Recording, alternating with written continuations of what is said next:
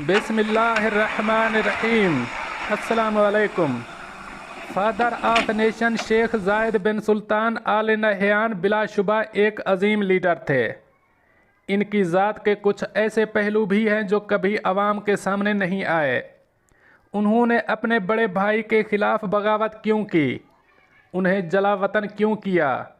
इन सवालों के जवाबात तारीख के धुंधले वर्कों में हैं, जिनको पढ़कर हम जान सकेंगे कि अजीम लीडर बनने के लिए कितने मुश्किल फ़ैसले करने पड़ते हैं।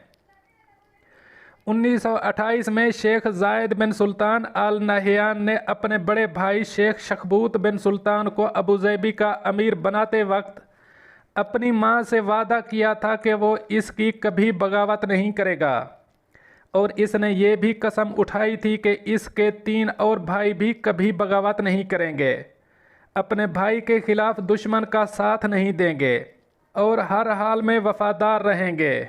शेख जायद की मां ने इससे पहले अपने बड़े बेटे को अमीर बनने से मना कर दिया था, लेकिन वक्त और हालात ने मां को इस मकाम पर ला खड़ा किया जहां पर मुल्क और कौम की खातिर अपने 4 बेटों में से एक की कुर्बानी देना पड़ी।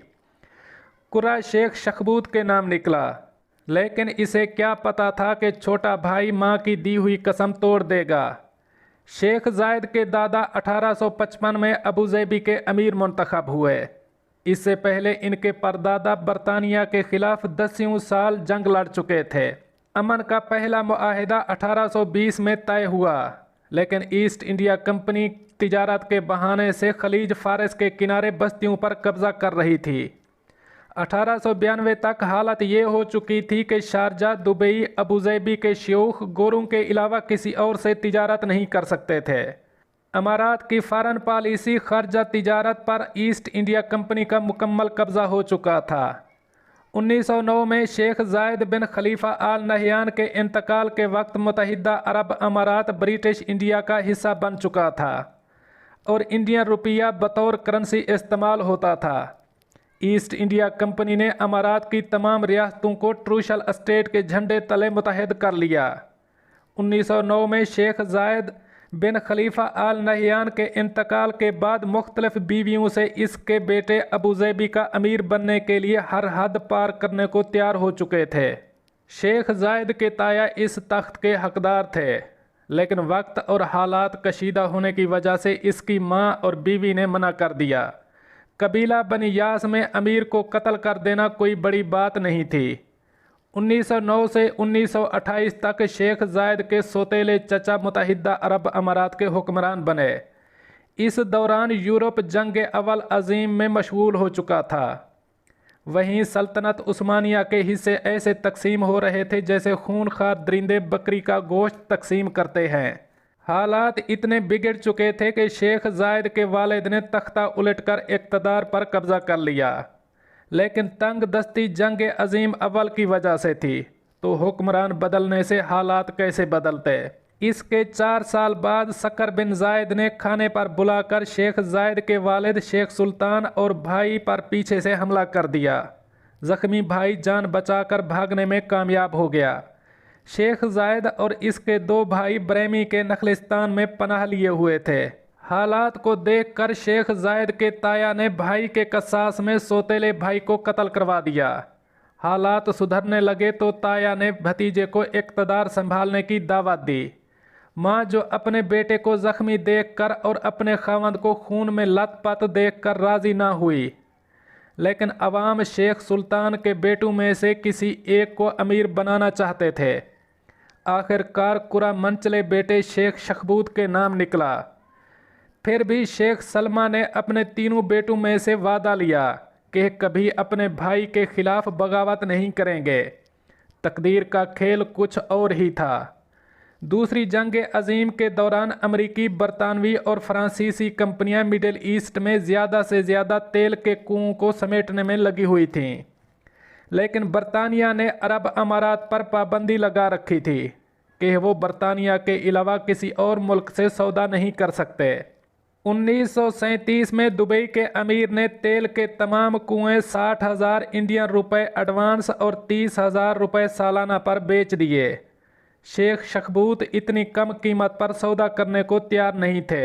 अबूज़ैबी के लोग शेख शख्बूत से बददिल होने लगे। पर्ल फार्मिंग की वजह से मोतियों की तिजारत ख़त्म हो चुकी थी। ज़राअत के नाम पर सिर्फ खजूरें थीं। आखिरकार शेख शख्बूत ने 3 लाख एडवांस पेमेंट और 1,15,000 रुपये के बदले तमाम कुओं के मालकाना हकूक़ बरतानिया को दे दिए।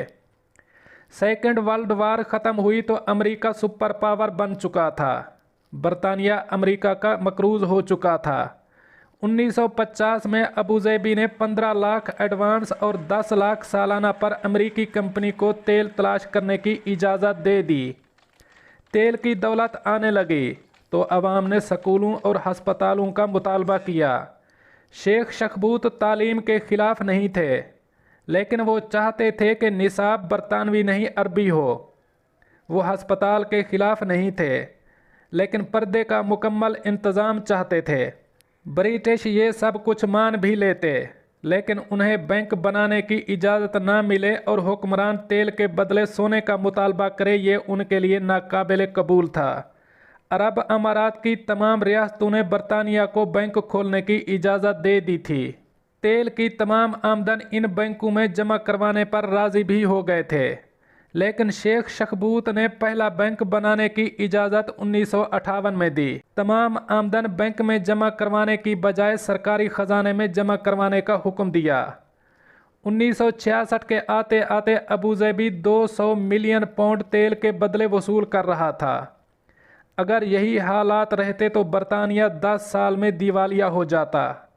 शेख जायद ने भाई को समझाने की कोशिश की, लेकिन वो नहीं माने, क्योंकि वो समझते थे कि इसके वालिद के कत्ल में बरतानिया की तेल कंपनी का हाथ था। शेख जायद ने अबूज़ैबी को ख़तरे में देखकर भाई के ख़िलाफ़ अपने दुश्मन से हाथ मिला लिया। ओमानी बलोच स्काउट फ़ौजी दस्तों की मदद से शेख जायद ने तख्त पर कब्ज़ा कर लिया। बड़े भाई को जलावतन करके बरतानिया की तमाम शराइत मान लें। 1971 में बरतानिया ने ट्रूशल एस्टेट की बजाय अबूज़ैबी को शेख जायद के लिए आज़ाद कर दिया। कहानी ख़त्म नहीं हुई, क्योंकि शेख जायद को तारीख़ का रुख मोड़ना है। अगली किस्त सुनने के लिए हमारे चैनल को सब्सक्राइब करें। शुक्रिया।